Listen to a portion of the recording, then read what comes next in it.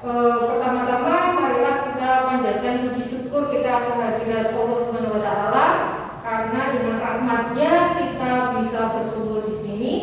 Kemudian yang kedua, saya ucapkan terima kasih kepada Bapak Ibu guru semua dan teman TU yang meluangkan waktunya untuk menghadiri acara ini. Kemudian yang ketiganya, izinkan saya di sini berdiri untuk menyampaikan dan memenuhi tugas saya sebagai calon guru penggerak angkatan 4 Kabupaten Boyolali dari SMP 1 Solo. Kemudian untuk mensosialisasikan modul 1.1 dan 1.4 yaitu tentang refleksi filosofi pendidikan Indonesia, Ki Hajar Dewantara dan budaya positif. Nah, selanjutnya sebelum kita masuk ke materi, apa sih yang sudah Bapak Ibu ketahui tentang KHD Ki Hajar Dewantara? Ada yang bisa menanya? Oke, yang bolanya yaitu Emasa Sumulado, Emadya Manungkaso, Tutulian Berjani, Tatas Titis Hamratasi. Oke, selain itu, selain dari semboyannya itu masih ada banyak sekali Bu. Mari kita belajar sama-sama untuk memahami modul 1.1 ini. Jadi dari asas pendidikan Ki Hajar Dewantara tentang pendidikan dan pengajaran. Ya, pengajaran itu adalah proses pendidikan dalam memberi ilmu dan berfaedah untuk pencakapan hidup anak secara lahir dan batin. Ya. Kemudian untuk pendidikan itu memberi tuntunan terhadap segala kekuatan kodrat yang dimiliki anak agar ia mampu mencapai keselamatan dan kebahagiaan yang setinggi-tingginya, baik dia sebagai manusia maupun sebagai anggota masyarakat. Jadi di sini adalah pendidikan itu adalah tempat persemaian benih-benih kebudayaan dalam masyarakat. Jadi untuk menciptakan manusia Indonesia yang beradab, maka pendidikan itu menjadi salah satu kunci untuk mencapainya. Ya. Pendidikan adalah tempat untuk berlatih dan bertumbuhnya nilai-nilai kemanusiaan yang dapat diteruskan dan atau diwariskan. Kemudian dasar pendidikan menurut KHD itu tujuan pendidikan adalah menuntun segala kodrat yang ada pada anak agar mereka dapat mencapai tadi keselamatan, kebahagiaan yang setinggi-tingginya baik sebagai manusia maupun sebagai anggota masyarakat. Jadi di sini pendidik itu hanya dapat menuntun ya, tumbuh dan hidupnya kekuatan kodrat yang ada pada anak. Tidak bisa mengubah kodrat yang ada pada anak tersebut. Ini seperti ini ya. Jadi kita itu diibaratkan itu sebagai seorang petani. Umpamanya kita menanam padi. Jadi petani itu hanya dapat menuntun tumbuh kembangnya padi. Caranya dengan memperbaiki kondisi tanahnya, kemudian memelihara tanamannya dengan memberi pupuk, memberi air, membasmi hama dan lain sebagainya. Jadi meskipun pertumbuhan padi itu dapat kita perbaiki, tetapi ia tidak dapat mengganti kodrat-kodratnya padi, seperti itu ya. Jadi kita itu tidak bisa mengubah padi yang kita tanam itu menjadi jagung, itu nggak mungkin, mustahil seperti itu. Ya, jadi memang benar ya, petani itu dapat memperbaiki keadaan padi yang ditanam, bahkan bisa menghasilkan padi yang subur dan hasilnya melimpah. Tetapi mengganti kodrat padi itu tadi, mengganti padi dari padi menjadi jagung atau padi menjadi kedelai, padi menjadi gandum, nggak akan mungkin seperti itu. Ya. Jadi demikian juga dengan pendidikan. Ya. Dengan pendidikan walaupun hanya dapat menuntun, akan tetapi faedahnya bagi hidup tumbuhnya anak itu sangatlah besar. Nah, kemudian KHD juga menyoroti bab kodrat alam dan kodrat zaman. KHD menjelaskan bahwa dasar dasar pendidikan anak itu berhubungan dengan kodrat alam dan kodrat zaman. Kodrat alam itu berkaitan dengan sifat dan bentuk di lingkungan di mana anak itu berada. Sedangkan kodrat zaman itu berkaitan dengan isi dan irama. Anak lahir ke dunia itu membawa kodratnya sendiri-sendiri. Ya, walaupun anak itu lahir kembar sekalipun, dia akan tetap berbeda, nggak mungkin akan sama. Ya, biarlah mereka itu membawa keunikannya sendiri-sendiri. Umpamanya anak lahir di pegunungan itu akan berbeda di daerah persawahan atau berbeda dengan daerah yang ada di pantai. Kemudian mengenai kodrat zaman itu juga akan berbeda. Zaman ini akan berbeda dengan pada tahun 1950 namanya, atau akan berbeda juga dengan zaman Belanda dan sebagainya. Nah, bila kita melihat dari kodrat zaman ini, itu pendidikan itu menekankan pada kemampuan anak untuk keterampilan abad 21 dengan menyesuaikan kodrat anak Indonesia sesungguhnya. Jadi pengaruh dari luar itu harus kita saring dengan mengutamakan kearifan lokal budaya Indonesia. Seperti itu. Nah, ini kita bisa dianalogikan sebagai tata surya. Jadi seperti itu ya. Planet-planet itu selalu bergerak ya. Bergerak dari waktu ke waktu, selalu bergerak sesuai dengan kodrat alam dan kodrat zamannya. Jika itu berhenti, maka akan menimbulkan kerusakan atau menuju kehancuran. Pendidikan juga sama, harus terus bergerak sesuai dengan tuntutan zaman. Planet itu tidak sama ya, antara Merkurius, Bumi, Venus, ya, Sagittarius, Pluto, ya, seperti itu ya. Itu berbeda. Jadi ada keberagaman di situ, berbeda satu dengan lainnya. Sama, kita analisis sama dengan anak didik, yang mereka itu tidak sama. Mereka tidak sama, mereka berbeda, mereka beragam. Maka tugas kita adalah menguatkan keberagaman tersebut. Jadi tidak menyamakan mereka, tetapi menguatkan keberagaman. Ibarat planet, mereka mempunyai kecepatan sendiri-sendiri, Mars sendiri, Bumi sendiri, ya. Nah, sama dengan anak, biarlah mereka mempunyai keunikan sendiri-sendiri. Tidak bisa dipaksakan si A itu menjadi B atau si A itu menjadi C, seperti itu. Ya. Kemudian ada lagi, KHD juga menekankan pada budi pekerti. Ya. Watak atau karakter merupakan perpaduan antara gerak, pikiran, perasaan, atau kehendak atau kemauan, sehingga menimbulkan tenaga. Kemudian perpaduan antara cipta, yaitu kognitif, karsa, itu afektif, sehingga menciptakan karya atau psikomotorik. Jadi di sini peran keluarga itu sangatlah penting, ya. Karena apa? Karena keluarga ini menjadi tempat utama dan paling baik untuk melatih pendidikan sosial dan karakter bagi anak. Kemudian keluarga itu menjadi tempat bersamanya pendidikan yang sempurna untuk melatih kecerdasan, budi pekerti, dan pembentukan watak individual.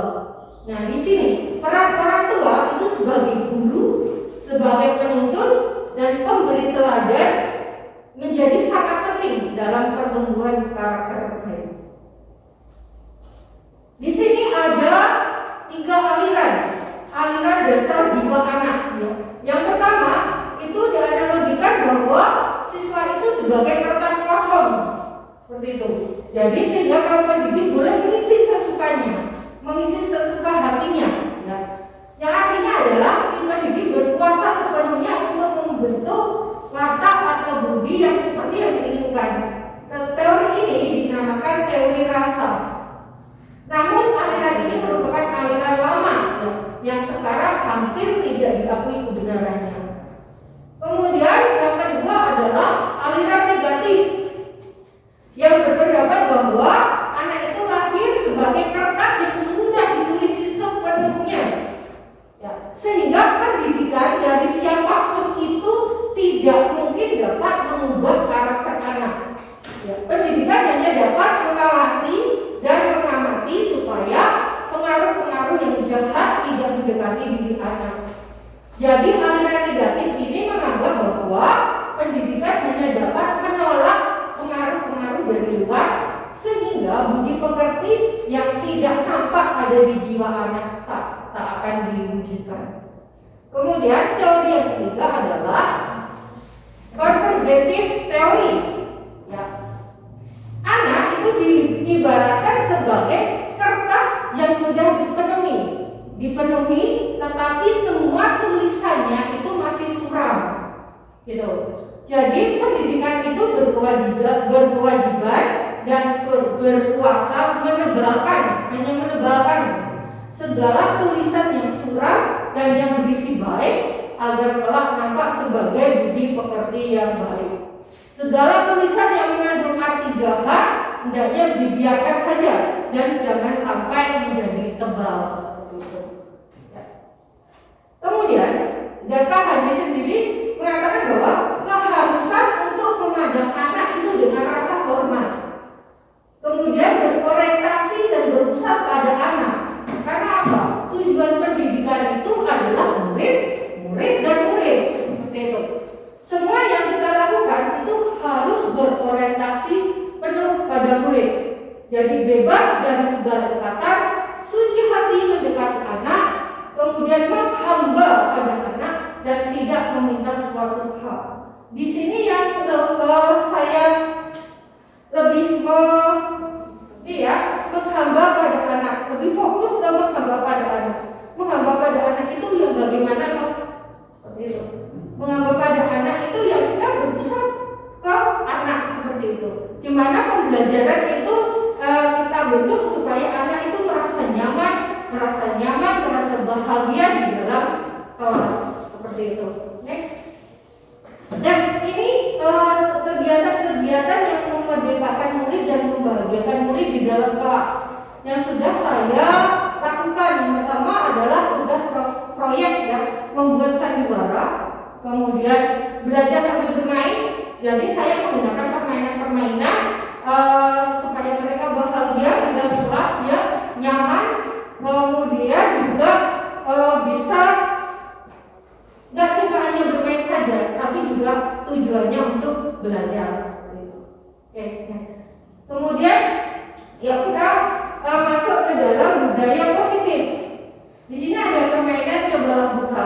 Jadi nanti Bapak Ibu bergandengan, ya, atau berpasangan. Yang satu itu ada telapak tangan di sini, Bapak Ibu menaruh barang berharga, memakai barang berharga, seangan berharga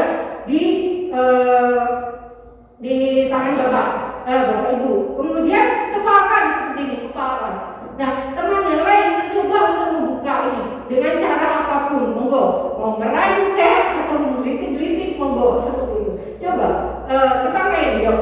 Coba, yuk main. Pasangannya, ini pasangan, yuk. Ya, ini barang yang sangat berharga sekali bagi Bapak Ibu. Ya.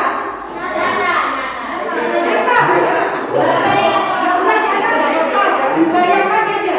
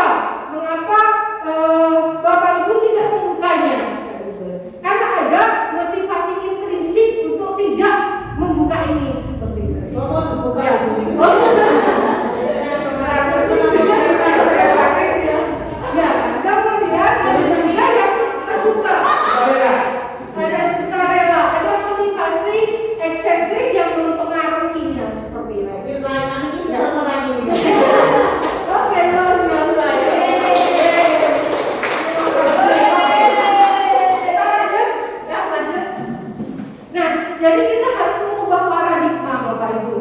Ya, untuk membangun budaya positif itu sekolah perlu menyediakan lingkungan yang positif, aman, nyaman agar murid-murid itu mampu berpikir, bertindak dan mencipta dengan merdeka, mandiri dan bertanggung jawab.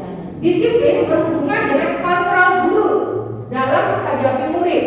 Ya, bila kita ingin membuat kemajuan perlahan, ya sedikit-sedikit, maka ubahlah sikap atau perilaku kita. Namun, bila kita ingin memperbaiki cara-cara utama kita, maka kita perlu mengubah kerangka acuan kita. Ya. Ubahlah bagaimana Anda melihat dunia, bagaimana Anda berpikir tentang manusia. Ubahlah paradigma Anda tentang skema pemahaman dan penjelasan aspek-aspek tentang realitas. Nah, di sini kita mengubah dari stimulus respon menjadi teori kontrol. Ya, jadi umpamanya realitas kebutuhan kita sama, padahal realitanya kebutuhan antar siswa itu berbeda. Kemudian semua orang lihat sama, enggak? Setiap orang itu memiliki gambaran atau pendapat yang berbeda, enggak mungkin akan sama semuanya. Ya, kemudian kita mencoba mengubah agar orang berpandangan sama dengan kita. Kita ubah menjadi kita berusaha memahami pandangan orang lain itu tentang dunia berbeda. Ya. Kemudian perilaku buruk dilihat sebagai suatu kesalahan. Tetapi dalam teori kontrol, semua perilaku itu memiliki tujuan. Kemudian orang lain bisa mengontrol saya. Kemudian teori kontrolnya hanya Anda yang bisa mengontrol diri Anda. Seperti tadi, menggenggam tali. Ya. Kemudian saya bisa mengontrol orang lain. Tidak bisa. Anda tidak bisa mengontrol orang lain. Kemudian ada pemaksaan, ada pada saat rujukan gagal. Ya. Nah, di sini di teori kontrol itu yang perlu ada kolaborasi dan konsensus menciptakan pilihan-pilihan baru. Kemudian kalau di stimulus respon itu model berpikirnya menang dan kalah gitu.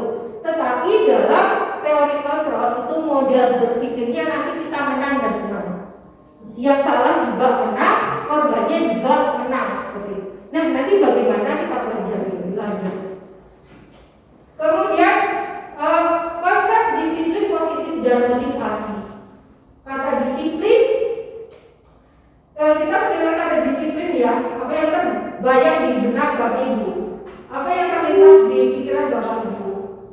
Kebanyakan orang akan menghubungkan kata disiplin itu dengan tertib, teratur, ya, dan kepatuhan pada peraturan, gitu ya. Oke, ketepatan juga bisa. Jadi kata disiplin juga sering dihubungkan dengan hukuman, ya nggak Pak? Ya, padahal itu sungguh berbeda. Karena belajar tentang disiplin positif itu tidak harus dengan memberi hukuman. Justru hukuman itu adalah salah satu alternatif terakhir. Ya, dan kalau perlu tidak digunakan sama sekali. Jadi hukuman itu jangan sampai digunakan lagi, gitu ya. Dalam hubungan budaya kita, makna kata disiplin dimaknai sebagai suatu yang dilakukan seseorang pada orang lain untuk mendapatkan kepatuhan.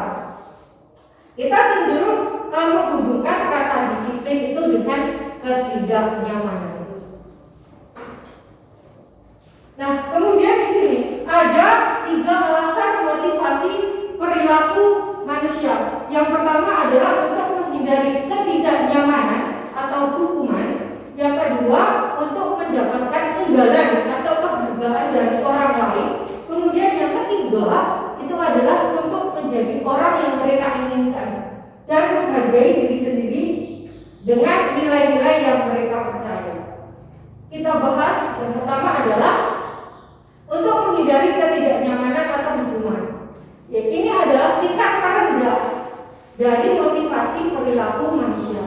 Biasanya orang yang motivasi perilakunya untuk menghindari hukuman atau ketidaknyamanan akan bertanya, apa sih yang akan terjadi apabila saya tidak melakukannya?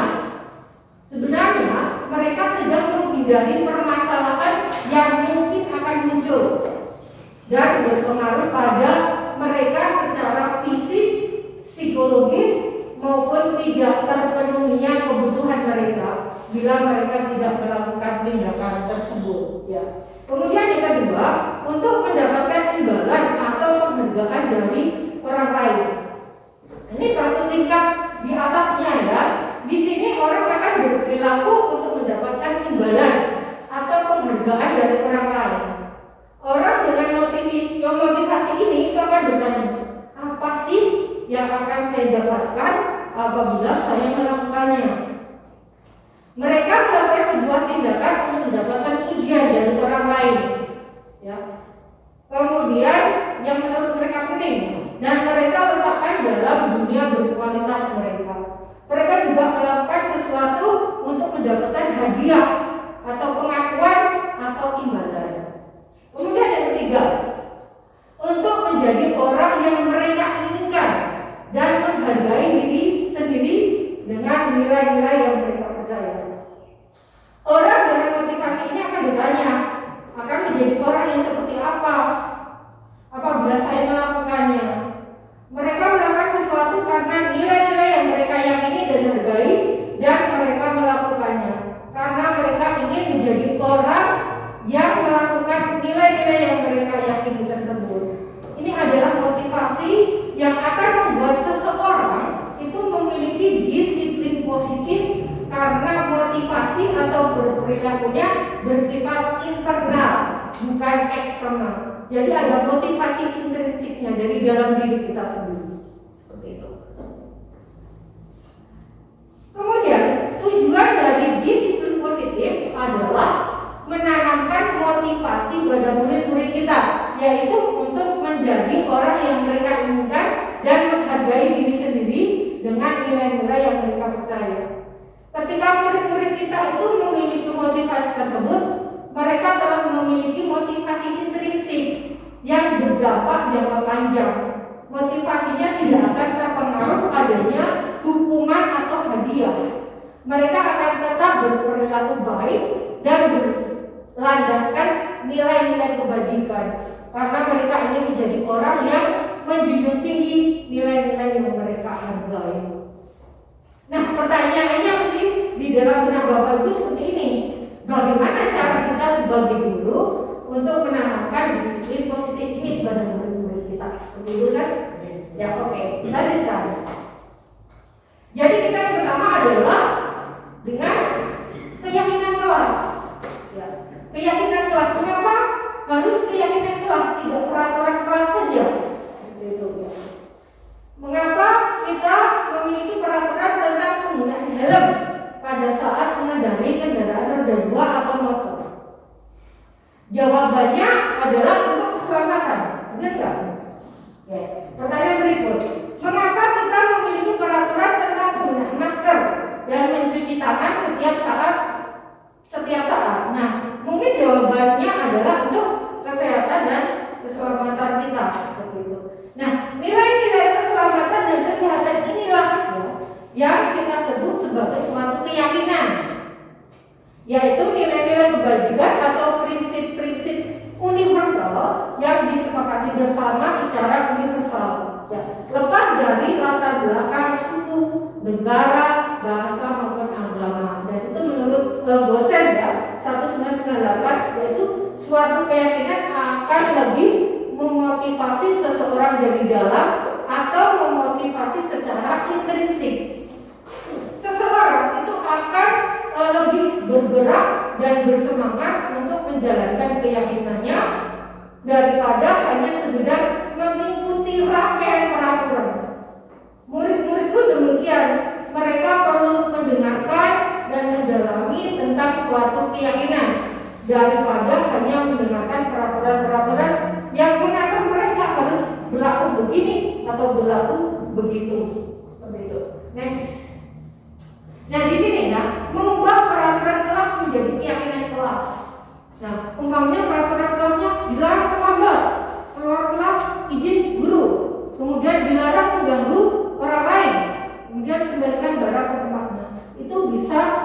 berubah menjadi satu, ya, satu keyakinan kelas, yaitu kami meyakini bahwa sangat penting untuk menghormati semua orang dan barang milik orang lain, seperti itu. Ya. Kemudian, nih, kerjakan semua tugas. Jika tidak mengerjakan denda 5.000, seperti itu ya. Kemudian patuhi atau perintah atau kegiatan dari guru. Nah, itu bisa diubah menjadi kami meyakini bahwa sangat penting untuk mengerjakan segala pekerjaan atau mengikuti kegiatan yang telah ditugaskan. Kemudian ada lagi tidak piket denda 2.000 namanya, ya. Kemudian kita ubah menjadi kami meyakini bahwa sangat penting untuk merasa diterima pada suatu kelompok dan saling peduli. Jadi yang bernegatif-negatif dari peraturan kelas itu dirubah menjadi hal yang positif. Yang umpamanya jangan berlarian di dalam kelas. Umpamanya ya peraturannya jangan berlarian di dalam kelas. Nah kita ubah menjadi keyakinan kelas. Jadi jangan menjadi berjalanlah di dalam kelas. Jadi yang bernegatif ada unsur negatifnya kita ubah menjadi yang positif. Ya. Next. Nah, dalam menjalankan keyakinan kelas, bila mana ada suatu pelanggaran, tentunya sesuatu harus terjadi penerapan disiplin terhadap suatu pelanggaran. Bisa dalam bentuk hukuman, sanksi atau nanti bisa berupa restitusi. Di sini, hukuman itu bersifat tidak terencana atau tiba-tiba. Anak itu tidak tahu apa yang akan terjadi dan anak itu tidak dilibatkan. Hukuman itu bersifat satu arah dari guru ke murid, kan seperti itu.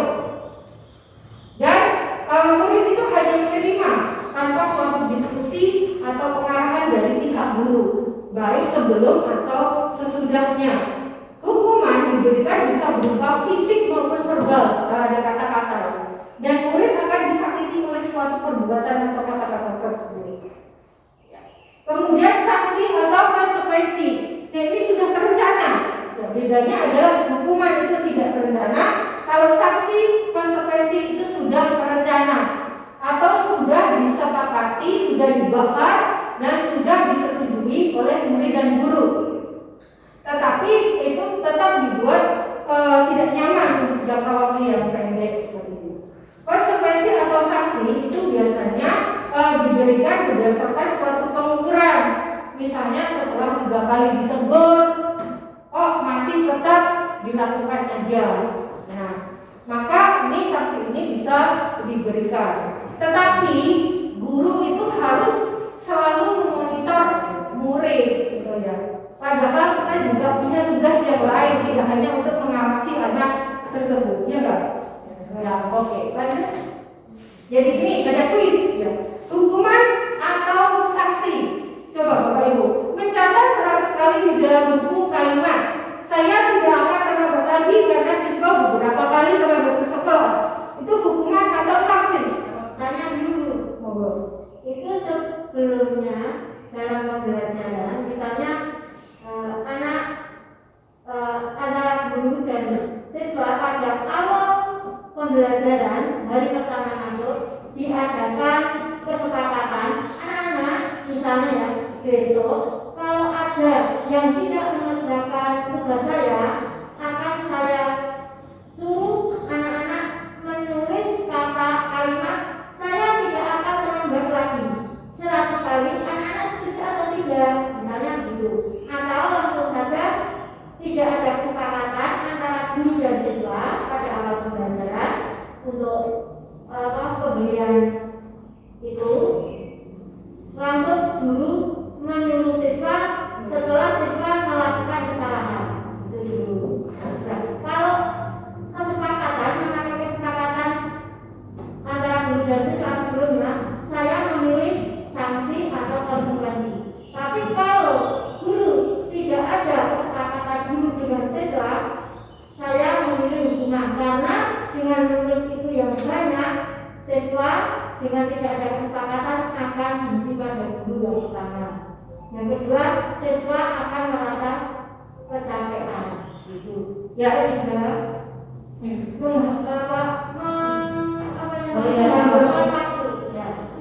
Oke, seperti tadi ya, kalau hukuman yang tidak terencana, kalau sanksi atau konsekuensi adalah sudah ada kesepakatan antara guru dan murid, kemudian sudah terjadi beberapa kali, kan intinya itu terjadi beberapa kali. Coba dari kalimat ini, mencatat 100 kali di dalam buku kalimat saya tidak akan terlambat lagi karena juga beberapa kali terlambat ke sekolah. Berarti hukuman atau sanksi?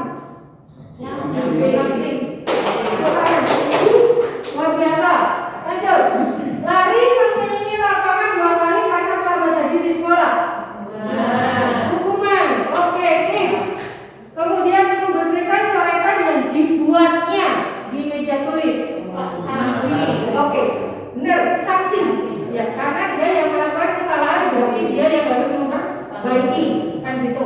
Ya, oke, good.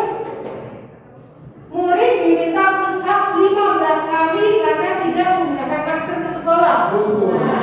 Wow, luar biasa. Lanjut. Berdiri di depan kelas sambil mengangkat kaki 1 karena tidak menjawab pertanyaan. Hukuman. Oke. Membersihkan tumpahan air di meja tulis karena tersenggol karena belajar. Sanksi. Membersihkan tumpahan air yang dibuatnya karena tersenggol. Sanksi. Karena dia yang melakukan kesalahan. Jadi dia yang harus memperbaiki. Seperti itu. Next. Membersihkan toilet selama 2 jam pelajaran karena tidak mengumpulkan tugas. Hukuman luar biasa, yang mengerti ya. Kemudian lari keliling lapangan basket 2 kali karena terlambat 10 menit pelajaran PJOK. Sanksi. Hukuman atau sanksi? Sanksi. Nah ini ya, di pelajaran PJOK itu apa toh? Pendidikan dasar olahraga kan? Olahraga. Kemudian kan mungkin bisa dia dengan pemanasan dulu. Anak-anak tadi kan sudah pemanasan. Kemudian yang terlambat kan belum pemanasan. Jadi dihukum dengan diminta untuk berlari di lapangan basket 2 kali. Itu kan juga termasuk dia melakukan pemanasan.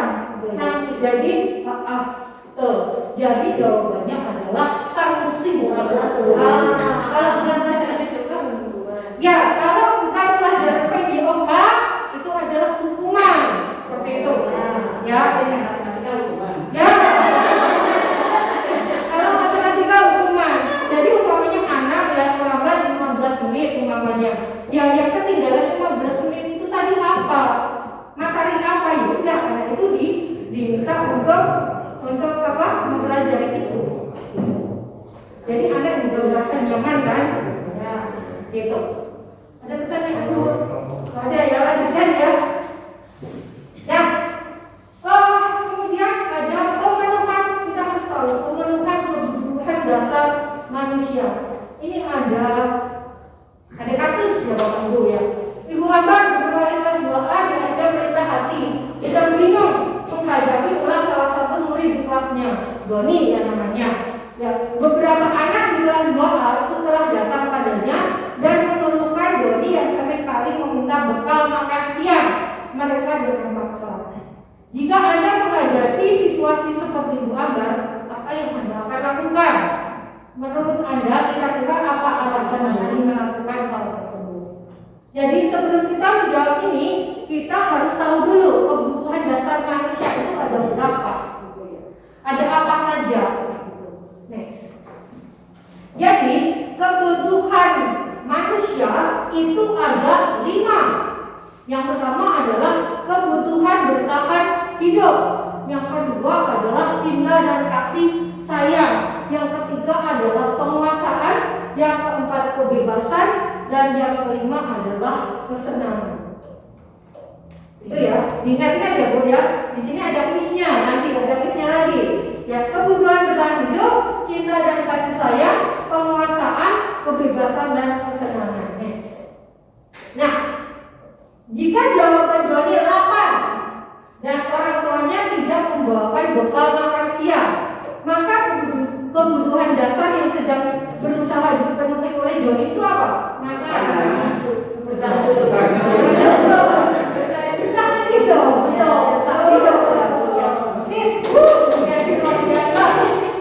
Kemudian yang kedua, merasa senang temannya jika memperhatikan dia. Ketika temannya melakukan tindakannya yaitu pada guru, dan guru memberitahu orang tuanya sehingga orang tuanya jadi memperhatikan dia. Maka kebutuhan dasar yang sedang dipenuhi Doni adalah kasih sayang. Kasih sayang. Kasih sayang. Luar biasa. Ya. Oke. Kemudian dia jawabannya merasa hebat karena temannya jadi takut dengan dia dan menuruti keinginannya. Maka sebetulnya Doni itu sedang berusaha memenuhi kebutuhannya apa? Penguasaan. Kemudian yang keempat, dia merasa bosan, saya bosan tuh, gitu ya, dengan bekal makanan yang dibawanya dari rumah, karena ibu selalu membawakan bekal yang sama setiap hari. Nah, oleh karena itu dia ingin mencoba makanan teman-temannya yang beraneka ragam. Maka kebutuhan apa yang berbeda? Kepuasan. Kalau senang, Semangat iseng aja itu kesenangan. Ayo, coba Puasa. dilihat lagi ke slide sebelumnya. Apa? Iya. Kebebasan. Oke, lanjut. Nah, jika jawabannya iseng saja, dan dia menikmati ekspresi wajah teman-temannya yang kesal karena diambil makanannya dan menurut dia itu ekspresi teman-temannya itu lucu gitu ya. Maka berarti Doni itu sedang berusaha memenuhi kebutuhan yang kesenangan. Luar biasa. Nah, lanjut. Jadi seluruh tindakan manusia itu memiliki tujuan, ya, memiliki tujuan tertentu. Jadi semua yang kita lakukan, entah itu positif, entah itu negatif, itu memiliki tujuan. Ya. Dan semua yang kita lakukan adalah usaha terbaik kita untuk mendapatkan apa yang kita inginkan. Nah, ketika kita mendapatkan apa yang kita inginkan, itu sebetulnya saat itu kita sedang memenuhi satu atau lebih dari satu kebutuhan dasar kita. Nah, ketika seorang murid melakukan suatu perbuatan yang bertentangan dengan nilai-nilai kebajikan atau melanggar peraturan, hal itu sebenarnya dikarenakan karena mereka gagal memenuhi kebutuhan dasar mereka. Kemudian di sini kita lanjut ke 5 posisi kontrol. Ya, di sini ada 5 posisi kontrol. Yang pertama adalah penghukum, kemudian yang kedua pembuat orang merasa bersalah, ketiga teman, keempat monitor, yang kelima adalah manajer. Oke. Yang pertama dulu, penghukum. Seorang penghukum itu bisa menggunakan hukuman fisik maupun verbal. Orang-orang yang menjalankan posisi penghukum senantiasa mengatakan bahwa sekolah itu memerlukan sistem atau alat yang dapat lebih menekan murid-murid lebih dalam-dalam. Jadi guru-guru yang menerapkan posisi penghukum akan berkata, patuhi aturan saya atau awas loh. Gitu. Kemudian kamu selalu saja salah terus. Kemudian pasti selalu yang terakhir selesai. Nah, guru yang semacam ini percaya bahwa hanya ada satu cara agar pembelajaran itu bisa berhasil, yaitu cara guru tersebut. Penghukum seperti ini ya. Kemudian yang kedua adalah membuat orang merasa bersalah. Nah, pada posisi ini biasanya guru akan bersuara lebih lembut. Membuat orang merasa bersalah akan menggunakan keheningan yang membuat orang lain merasa tidak nyaman, bersalah, atau rendah diri. Biasanya kata-kata yang keluar itu akan lembut. Ibu sangat kecewa sekali dengan kamu. Berapa kali Bapak beritahu kamu ya? Gimana coba kalau orang tua kamu tahu kamu berbuat begini? Nah, pasti di posisi murid akan memiliki penilaian buruk terhadap diri mereka sendiri, gitu. Karena apa? Karena mereka murid-murid itu telah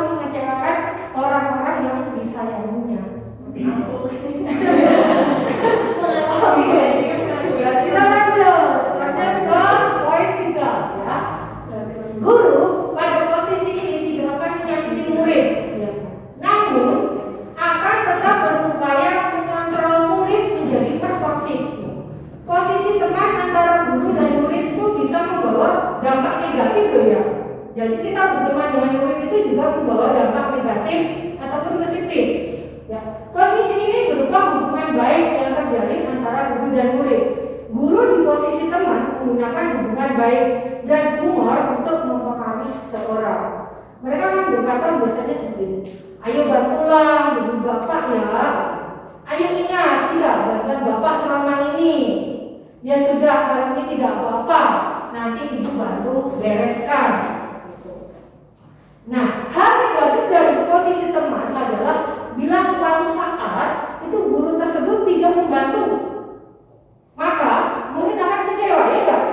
Biasanya dibantu, nah sekarang tidak dibantu, kan akan merasa kecewa dan berkata, saya pikir bapak atau ibu itu teman saya. Murid merasa dikecewakan dan tidak mau lagi berusaha. Hal lain yang mungkin timbul adalah murid hanya akan bertindak untuk guru tertentu dan tidak untuk guru lainnya. Murid akan tergantung pada guru tersebut. Itu ya, begitu ya. Oke, yang keempat adalah posisi sebagai monitor atau pemantau. Di sini memonitor berarti mengawasi. Ya, pada saat kita mengawasi, kita bertanggung jawab atas perilaku orang-orang yang kita awasi. Posisi pemantau berdasarkan pada peraturan dan konsekuensi. Dengan menggunakan sanksi atau konsekuensi tadi, ya, kita dapat memisahkan hubungan pribadi kita dengan murid. Nah, sebagai seorang yang menjalankan posisi pemantau, biasanya pertanyaannya yang diajukan seperti ini. Yo, peraturannya apa? Apa yang telah kamu lakukan? Sanksi atau konsekuensinya yang sudah kita sepakati apa? Gitu ya. Nah, seorang pemantau itu sangat mengandalkan perhitungan atau catatan atau data yang dapat digunakan sebagai bukti atas perilaku seseorang. Posisi ini akan menggunakan bisa stiker atau pencatatan daftar cek gitu. Posisi monitor sendiri berawal dari teori stimulus respon yang menunjukkan tanggung jawab guru dalam mengontrol murid. Lanjut. Nah, manajer. Apa sih manajer? Posisi mentor, di mana guru berbuat sesuatu bersama dengan murid, mempersilahkan murid mempertanggungjawabkan perilakunya, mendukung murid agar dapat menemukan solusi atas permasalahannya sendiri. Jadi seorang manajer telah memiliki keterampilan di posisi teman maupun pemantau. Dengan demikian, itu bisa jadi di waktu-waktu tertentu kembali kepada kedua posisi tersebut bila diperlukan. Ya. Namun bila kita menginginkan murid-murid kita itu menjadi manusia yang merdeka, mandiri dan bertanggung jawab, maka kita perlu mengacu kepada restitusi yang dapat menjadikan murid kita sebagai seorang manajer bagi dirinya sendiri. Nah, dalam posisi ini murid diajak untuk menganalisis kebutuhan dirinya maupun kebutuhan orang lain. Ya. Di sini penekanannya bukan pada keterampilan membuat konsekuensi, namun dapat berkolaborasi dengan murid. Bagaimana memperbaiki kesalahan yang ada. Seorang manajer akan berkata seperti ini. Sebenarnya apa sih yang kita yakini? Nah, kembali ke dalam keyakinan kelas tadi, ya, tidak merugikan orang lain, seperti itu ya. Kemudian, apakah kamu meyakininya? Ya. Jika kamu meyakininya, apakah kamu bersedia memperbaikinya? Jika kamu memperbaiki ini, hal ini menunjukkan apa tentang dirimu?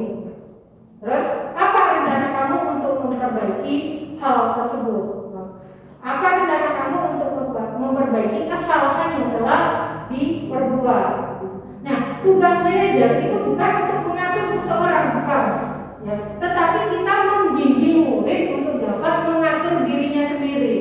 Seorang manajer itu bukannya memisahkan murid itu dengan kelompoknya, tapi mengembalikan murid tersebut ke kelompoknya dengan lebih baik dan lebih kuat.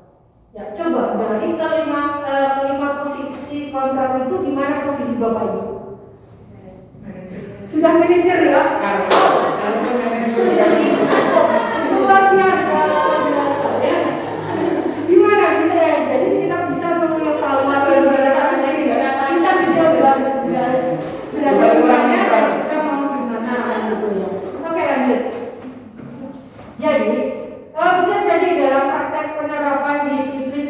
hari kita akan kembali ke posisi teman atau pemantau.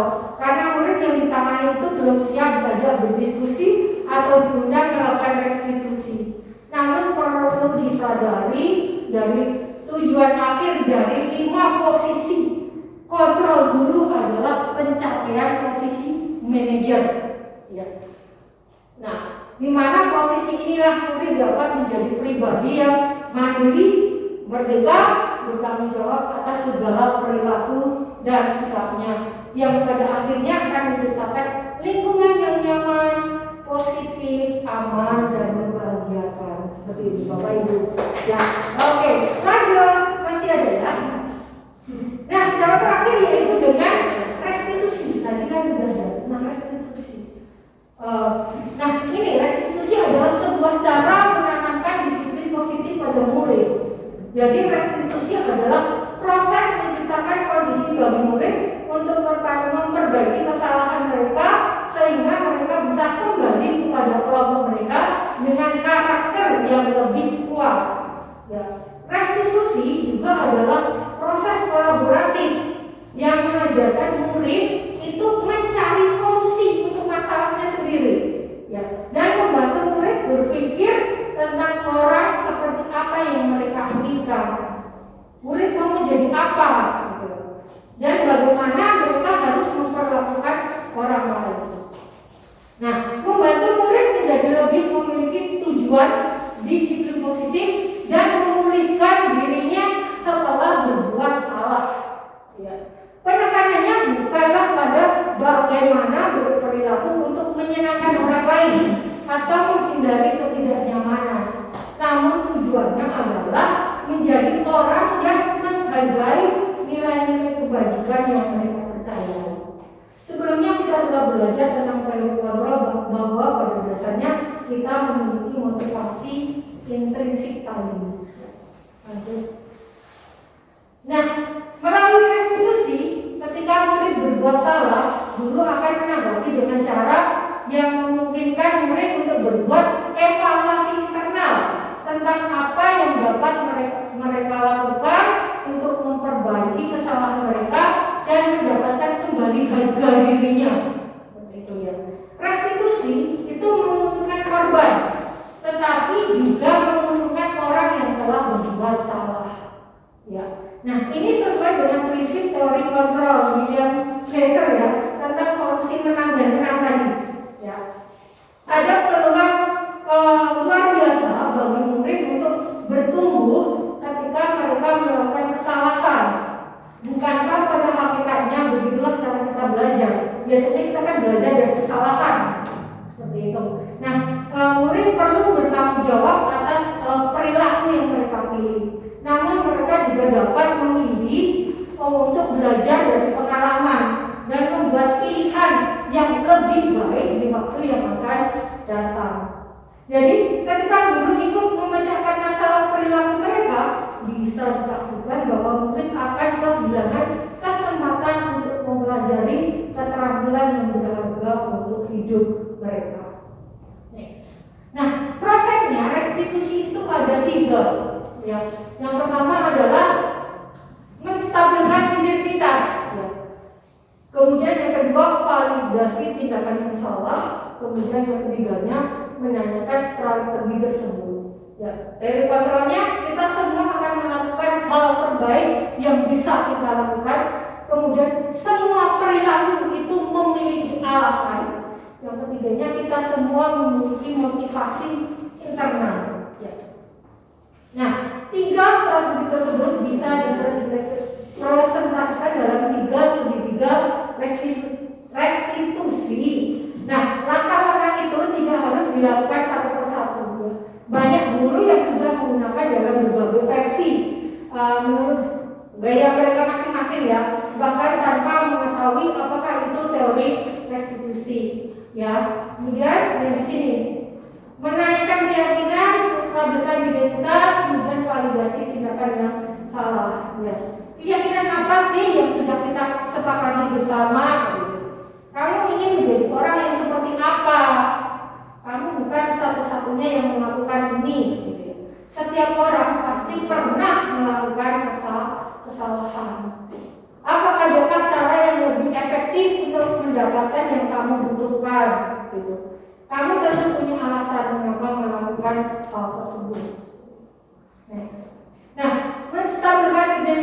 ya, bagian dasar dari segitiga restitusi adalah bertujuan untuk mengubah identitas anak dari orang yang gagal karena melakukan kesalahan menjadi orang yang sukses. Ya, anak yang sedang mencari perhatian adalah anak yang sedang mengalami kegagalan.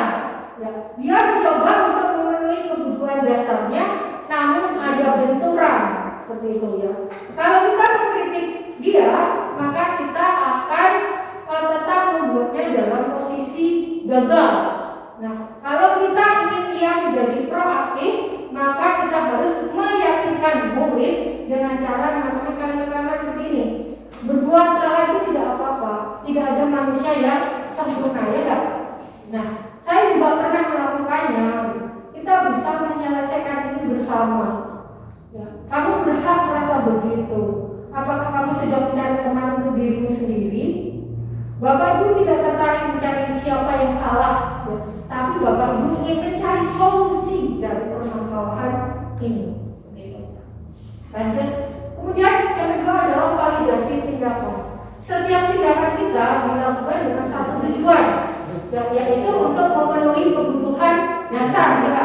Kalau kita memahami kebutuhan dasar, apa yang mendasari sebuah tindakan, nah, kita akan bisa menemukan cara-cara paling efektif untuk memenuhi kebutuhan tersebut.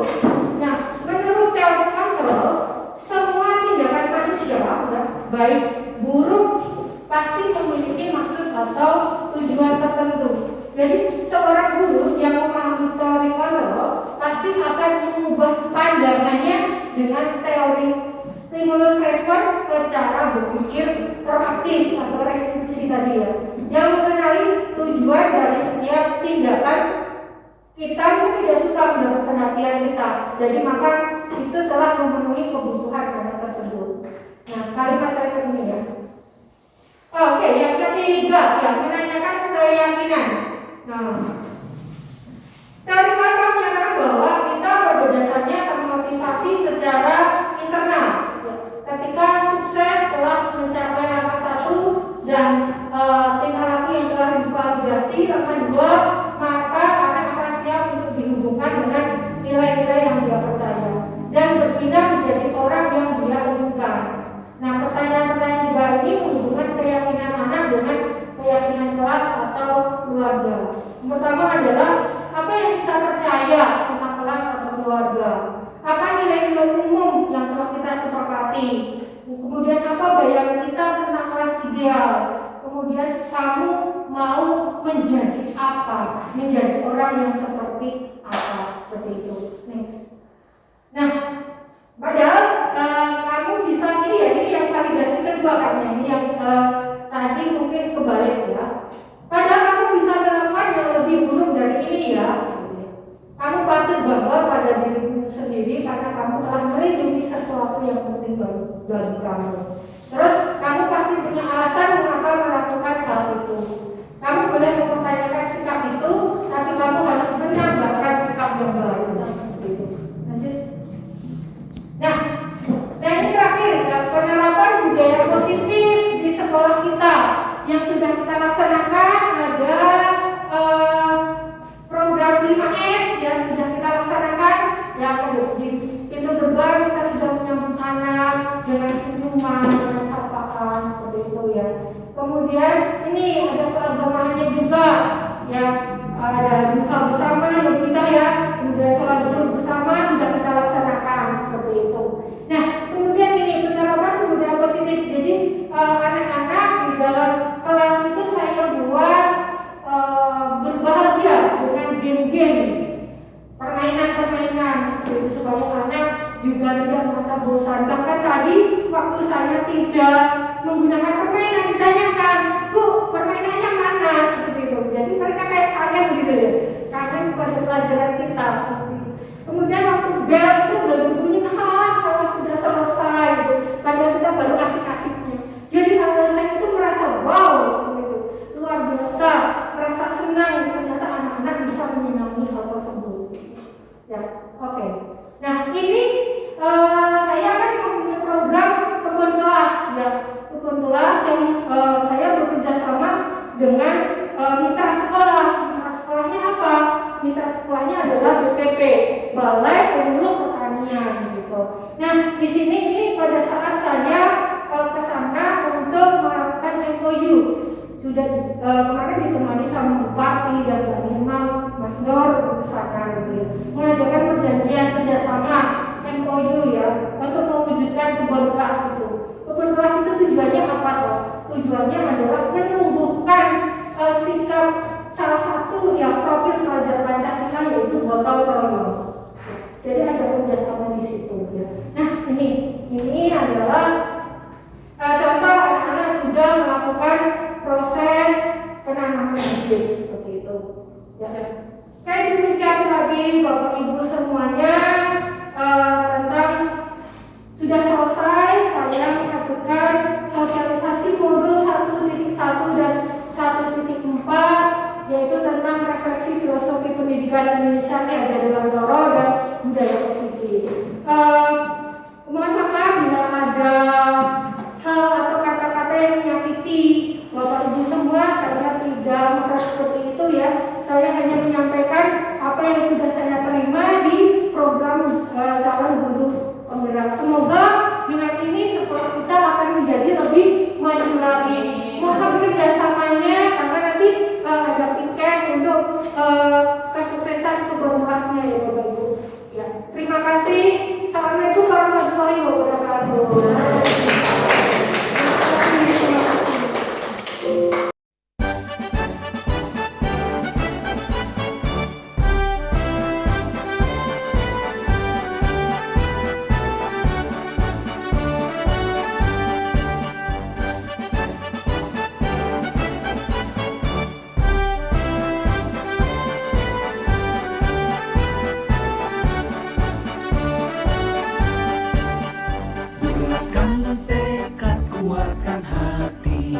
Negeri ini memanggilmu kawan, belajar bergerak berbagi untuk negeri, guru penggerak majukan pendidikan, guru penggerak menghamba para murid, kreatif rancang pembelajaran, hargai potensi tingkatkan prestasi, lahirkan profil pelajar Pancasila.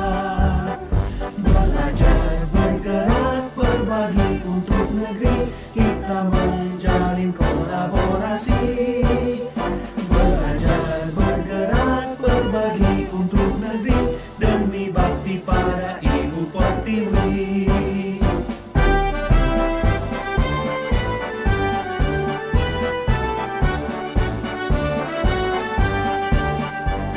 Saya merasa senang bisa belajar di luar sekolah bersama teman. Belajar tanggung jawab atas tugas yang diberikan. Memberikan pengalaman-pengalaman penting yang belum pernah dilakukan. Belajar bekerja sama dengan teman, walaupun terkadang ada perbedaan, tetapi dapat menemukan solusi.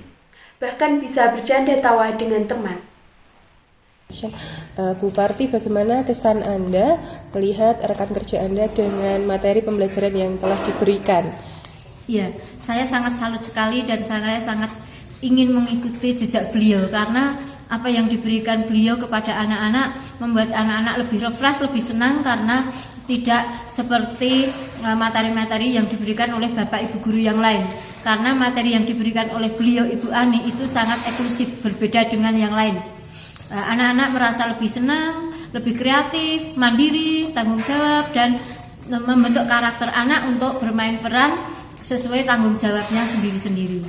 Anak-anak lebih senang, dan karena materi yang diberikan oleh Ibu Ani itu bermain peran, sehingga anak-anak di rumah itu seperti mendapatkan kegiatan yang istilahnya untuk membangun diri, ya, untuk membangun diri lebih maju, dan anak-anak kelihatan lebih gembira karena mendapatkan sesuatu yang lain daripada yang lain.